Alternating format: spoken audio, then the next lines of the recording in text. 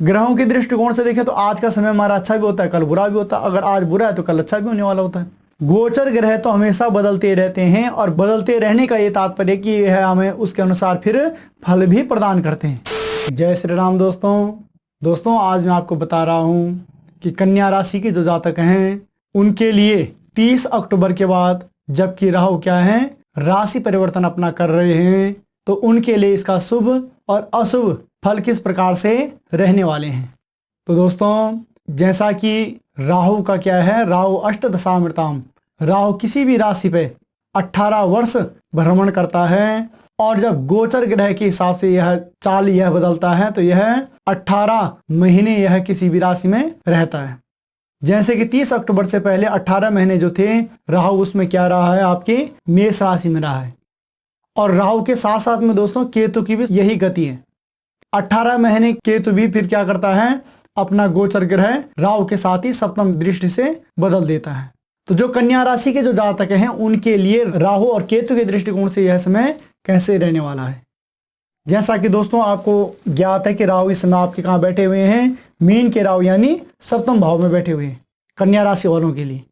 और सप्तम भाव जो होता है वह जीवन साथी का है, वासना का है, दाम्पत्य जीवन का है, दैनिक व्यवसाय का है और प्रत्यक्ष शत्रु और साझेदारी यानी आप किसी के साथ में कोई भी कार्य साझेदारी इत्यादि में करते हो, कोई व्यापार इत्यादि आप करते हो तो किसी के साथ में साझेदारी, तो इनके हिसाब से यह समय आपके लिए कैसे रहने वाला है। जबकि दोस्तों कन्या राशि के जो जातक हैं उनके हिसाब से देखा जाए तो जब भी कोई क्रूर ग्रह लगन और सप्तम भाव में बैठा हुआ हो तो दोस्तों यह समय हमारे लिए उतना अच्छा नहीं होता। अगर हम इसमें देखें तो थोड़ा दाम्पत्य जीवन में कुछ कटुता बनी रहेगी, दाम्पत्य जीवन में कुछ कड़वाहट इत्यादि अवश्य रहने वाली है। मगर दोस्तों वहीं अगर राहु सप्तम भाव में बैठा हुआ है तो यह समय आपके लिए दैनिक व्यवसाय के लिए बढ़िया रहने वाला है, क्योंकि राहु हमेशा कार्य क्षेत्र के हिसाब से अच्छा रहने वाला होता है। और साझेदारी में भी अगर आप कोई व्यापार इत्यादि करते हो तो उसमें भी थोड़ा सा सतर्क रहने की आवश्यकता है, मगर वह भी अच्छा चलने वाला है। दोस्तों पुनः देखते हैं फिर राहु की पंचम दृष्टि, प्रथम, द्वितीय, तृतीय, चतुर्थ और पंचम। राहु क्या दिख रहा है, आपके आय भाव को दिख रहा है। और जब भी दोस्तों राहु आय भाव को देखता है तो यह समय क्या होता है, उपलब्धियों का होता है, मनोकामनाओं का होता है। इसमें मनोकामनाएं अवश्य ही पूर्ण होती हैं।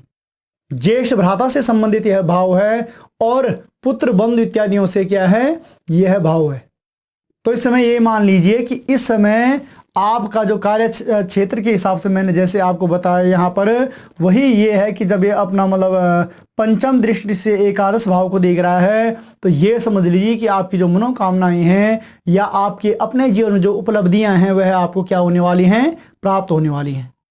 इस समय मनोकामनाएं अवश्य पूर्ण होंगी और उपलब्धियां, क्योंकि राहु क्या है, राहु इंसान को उसका जो माइंड है वह चलता रहता है, इंसान स्थिर कभी नहीं बैठता। और जीवन की यह सत्यता भी है दोस्तों कि अगर हम स्थिरता कहीं अपने लाइफ में ले आते हैं तो वहीं पर समझ लीजिए कि हमारा वह जो समय है वह वैसे ही बर्बाद हो जाता है। और वहीं कुछ न कुछ हम कर रहे होते हैं तो लाइफ में कई वो चीज़ें हमें ऐसी मिल जाती हैं कि जिनके कारण हम क्या कर देते हैं, आगे खूब फलते फूलते रहते हैं। तो उपलब्धियों के हिसाब से और मनोकामनाओं के हिसाब से भी दोस्तों राहु की दृष्टिकोण से यह समय आपके लिए अच्छा रहने वाला है। उसके बाद पुनः दोस्तों आते हैं राहु की सप्तम दृष्टि में। राहु आपके लगन को देख रहा है। यह शरीर, रंग, रूप, आकृति, गौरव, शील और स्वभाव का प्रतीक है, विनम्रता का प्रतीक है। और जहां राहु आपके लगन को देख रहा हो तो दोस्तों ये समझ लीजिए कि इन चीजों में, क्योंकि सप्तम भाव में जैसे राहु बैठा हुआ है आपका, यह आपके केंद्र भाव को देख रहा है, लगन को आपकी देख रहा है, तो समझ लीजिए कि इन चीजों में कुछ न्यूनता आने वाली है। न्यूनता यानी कि इस समय विशेष रूप से मतलब जो आपका स्वभाव इत्यादि है उसमें भी काफी परिवर्तन लगने वाला है।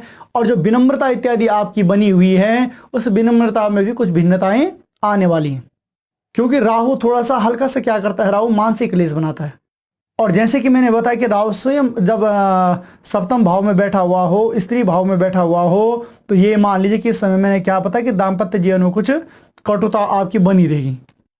तो दाम्पत्य जीवन से लेकर आप क्या रहोगे इस समय थोड़ा सा काफी हद तक, मतलब आपके जो स्वभाव में है, आपकी जो विनम्रता इत्यादि है, हर एक चीज में क्या शीलता इत्यादि है, हर एक चीज में थोड़ा सा आपके बदलाव के चांसेस बनेंगे।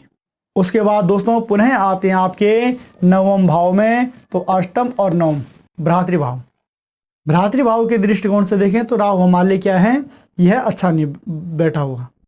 तो दोस्तों कुल मिला के अगर राहु के दृष्टिकोण से देखें तो कार्य क्षेत्र के लिए आपके लिए यह समय बढ़िया है, मनोकामनाओं की पूर्ति भी आपकी इस समय होने वाली है, उपलब्धियां भी आपको प्राप्त होने वाली हैं।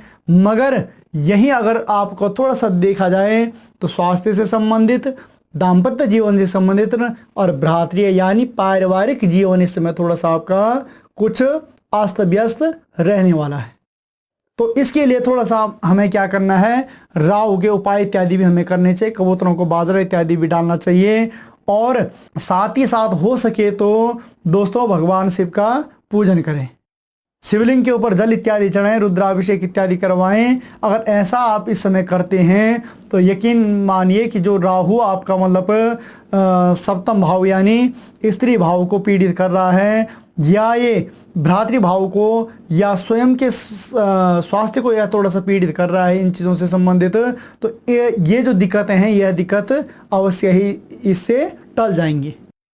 मगर शिव का पूजन इस समय आपके लिए सबसे अच्छा रहने वाला है। और उसके बाद कार्य क्षेत्र के दृष्टिकोण से दोस्तों राहु हमेशा ही अच्छा होता है। तो कार्य क्षेत्र के हिसाब से मैंने जैसे आपको बताया कि आपको इस दैनिक व्यवसाय इत्यादि आप करते हो तो उसमें भी आपको लाभ की प्राप्ति होगी, साझेदारी में भी कोई कार्य करते हो उसमें भी लाभ की प्राप्ति होगी, मनोकामनाएं भी अवश्य ही पूर्ण होंगी।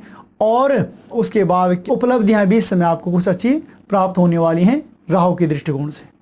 पर पारिवारिक जीवन अगर हम देखें इस समय तो इतना अच्छा आपका रहने वाला नहीं। उसके बाद दोस्तों पुनः जैसे कि हमने लिखा है राहु और केतु का राशि परिवर्तन, तो जहां राहु इस प्रकार से फल प्रदान कर रहा है वहीं फिर दोस्तों हम केतु के दृष्टिकोण से देखें तो इसे क्या कहा गया है, शरीर, रंग, रूप, मस्तिष्क, विवेक, शील, गौरव, विनम्रता और स्वभाव।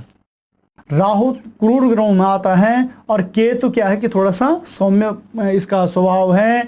तो सौम्य स्वभाव होने के कारण दोस्तों आपको इन चीज़ों से संबंधित थोड़ा सा यह क्या करेगा, यहाँ पर सपोर्ट करेगा, इन चीज़ों में यह बढ़ोतरी करेगा, आपको के स्वास्थ्य को लेकर यह बढ़ोतरी करेगा, या आपका मतलब जो भी विनम्रता इत्यादि स्वभाव इत्यादि जहाँ मैंने यहाँ परिवर्तन के लिए कहा वहीं ये क्या करेगा, यहाँ पर इन चीज़ों में बढ़ोतरी करेगा।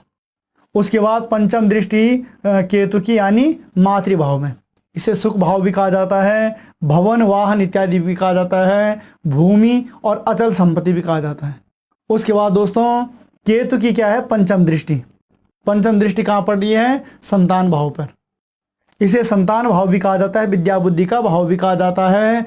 और यह धर्म मंगल कार्य इत्यादियों का भाव भी होता है। और दोस्तों हृदय रोग से संबंधित भाव भी हमारा यही होता है। तो जैसे कि मैंने आपको बताया कि केतु जो है वह राहु के जैसा फल प्रदान नहीं करता। तो पंचम दृष्टि से अगर हम देखें यहाँ पर आपको संतान सुख भी प्राप्त होने वाला है, आपको अचल संपत्ति इत्यादि की भी प्राप्ति होने वाली है। और विद्या बुद्धि के लिए भी जो विद्यार्थी जो हैं उनके लिए भी यह समय क्या है, केतु की कन्या राशि के जातक हैं, केतु की दृष्टिकोण से उनके लिए यह समय अच्छा रहने वाला है। विद्यार्थियों के लिए यह समय क्या है, पठन पाठन के लिए अच्छा रहने वाला है। उसके बाद दोस्तों पुनः हम सप्तम दृष्टिकोण से केतु के आए तो सप्तम भाव यानी वह स्त्री भाव को देख रहा है। तो स्त्री भाव में मतलब क्या है कि मतलब जैसे मैंने आपको पहले बताया कि यहाँ पर राहु पीड़ित कर रहा है स्त्री भाव को, थोड़ा इस समय जो क्या है कि जीवन साथी के द्वारा क्या है कुछ न कुछ मन मुटाव आपका चलता रहेगा। उसके बाद दोस्तों केतु की आते हैं नवम दृष्टि से, जो कि क्या देख रहा है, आपके भाग्य को देख रहा है। यह भाग्य का भी क्षेत्र है, धर्म का भी क्षेत्र है, तीर्थ भ्रमण का भी क्षेत्र है और स्वप्न इत्यादियों का भी क्षेत्र है, शिक्षा स्वयं शिक्षा का क्षेत्र भी है और आचार्य गुरु इत्यादि का क्षेत्र भी यही होता है हमारा। तो जब केतु की यहाँ पर दृष्टि हो तो ये समझ लीजिए कि इस समय तीर्थ भ्रमण इत्यादि भी, तीर्थ यात्राएं भी आपके जीवन में होने वाले हैं। केतु के दृष्टिकोण से तीर्थ यात्राएं भी होने वाले हैं। उसके बाद दोस्तों धर्म कर्म में भी खूब इस समय आपका क्या होगा, मतलब मन लगा रहेगा, और गुरु के प्रति भी आपका काफ़ी हद तक आदर भाव बना रहेगा। तो कुल मिलाकर दोस्तों हम राहु और केतु के दृष्टिकोण से देखें तो दोस्तों जब भी हम मतलब एक एक ग्रह को लेकर चलते हैं तो उस ग्रह के अनुसार हम आपको पूर्णतः बताते हैं कि इसका इस घर में इस दृष्टि से क्या इसका फल मिलने वाला है। तो कोई ग्रह जब हमारा क्रूर होता है, कोई ग्रह थोड़ा सौम्य होता है, तो वह क्या कर देता है, उन दोनों को मिलाकर वह क्या कर देता है, फल प्रदान करता है। तो कुल मिलाकर देखें तो कन्या राशि के जो जातक हैं उनके लिए यह समय लगभग सामान्य रहने वाला है राहु और केतु की दृष्टि से। तो दोस्तों उसके बाद आपको यहाँ पर थोड़ा सा जो ध्यान देने वाली बातें हैं वह क्या है, अपने ग्रस्त पे आप ध्यान दीजिए। आपका जो अपना पारिवारिक जीवन है उस पर थोड़ा सा ध्यान दीजिए। अगर यह सुखद रह गया तो दोस्तों आगे आने वाला समय भी क्या होगा, आपका अच्छा आने वाला होगा, अच्छा रहने वाला होगा। ग्रहों के दृष्टिकोण से देखें तो आज का समय हमारा अच्छा भी होता है, कल बुरा भी होता है। अगर आज बुरा है तो कल अच्छा भी होने वाला होता है। गोचर ग्रह तो हमेशा बदलते रहते हैं और बदलते रहने का ये तात्पर्य कि यह हमें उसके अनुसार फिर फल भी प्रदान करते हैं। तो दोस्तों आपको यह वीडियो कैसे लगा, आप इसे लाइक भी करें, शेयर भी करें, और मिलते हैं पुनः एक नए वीडियो में।